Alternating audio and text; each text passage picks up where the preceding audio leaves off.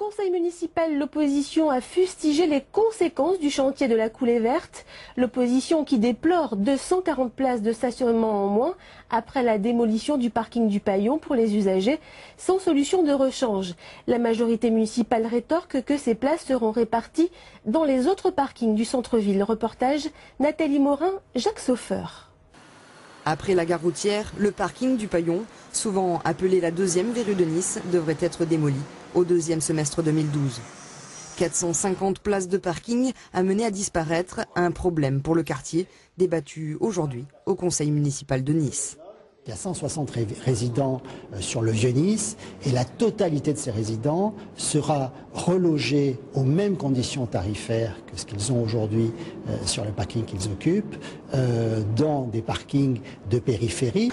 C'est-à-dire les parkings les plus proches, comme ceux de Corvézy ou du Palais de Justice.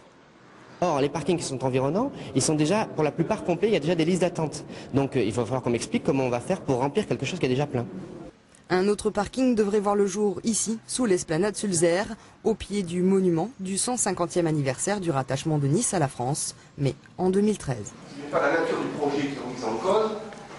Je pense que cette fois-ci, vous avez très sérieusement mis la charrue avant les bœufs. Un déplacement du problème et un souci mathématique selon les élus du PS. 160 riverains plus 80 véhicules municipaux. Il manquera toujours 240 places au final.